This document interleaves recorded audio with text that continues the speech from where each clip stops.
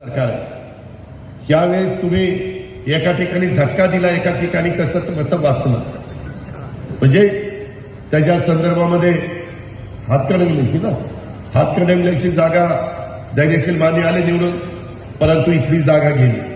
आमचे माजी खासदारच पराभूत झाले. ठीक आहे, तो तुमचा अधिकार आहे, मी त्याच्याबद्दल काही बोलणार नाही. कारण घटनेचे शिल्पकार डॉक्टर बाबासाहेब आंबेडकरांनी तुम्हाला तो मताचा अधिकार दिला. विनंती करण्याचं काम माझं, मायमौलींना समजावून सांगण्याचं काम माझं. ऐकायचं ना ऐकायचं तो त्यांचा अधिकार आहे. बळजबरी करणार नाही, विनंती करेल. आणि त्या पद्धतीनं आम्ही उद्याच्या काळामध्ये हे सगळं करत असताना आमच्या इथली सीट गेली. काय आमच्याबद्दल पिकवलं? अरे अबकी बार 400 पार, हे निवडून आले की संविधान बदलणार, आरक्षण काढणार, आपल्या सवलती जाणार. अरे आम्ही सांगून दमलो राव, जोपर्यंत चंद्र सूर्य आहे तोपर्यंत कोणी मायचा लाल डॉक्टर बाबासाहेब आंबेडकरांचं संविधान बदलू शकत नाही.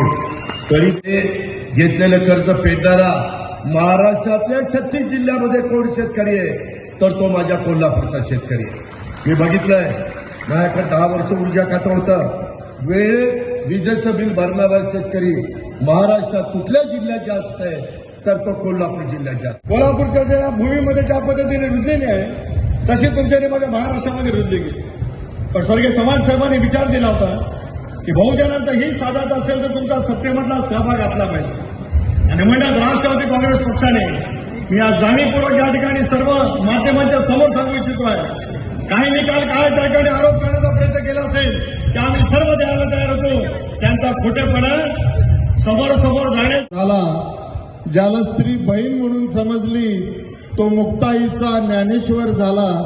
ज्याला स्त्री मैत्रीण म्हणून समजली तो राधेचा श्याम झाला. आणि ज्याला स्त्री पत्नी म्हणून समजली तो सीतेचा राम झाला. प्रत्येक महान व्यक्तीच्या जीवनात आणि यशात स्त्रियांचा सिंहाचा वाटा आहे. अशा या स्त्री शक्तीला प्रथम मी मानाचा मुजरा करतो. महाराष्ट्र राज्य हे महिलांचा सन्मान करणारे आणि माझं राज्य हे लाडक्या बहीण या योजनेच्या माध्यमातून आज महाराष्ट्रातल्या लाखो घरांच्या मध्ये या योजनेचा लाभ सुरू झाला असून मला विश्वास आहे की या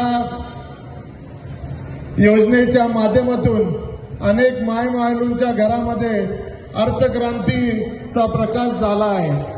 आणि म्हणून ही लाडकी बहीण योजना महाराष्ट्रात आणून महाराष्ट्रामध्ये नवीन क्रांती करणाऱ्या लोकनेते आदरणीय अजितदादा पवार साहेब यांचा मी माझ्या चंदगड विधानसभा मतदारसंघातील चंदगड, गडिंग्लज आणि आजरा तालुक्यातील माता भगिनींच्या वतीने प्रथमतः अभिनंदन करतो आणि मना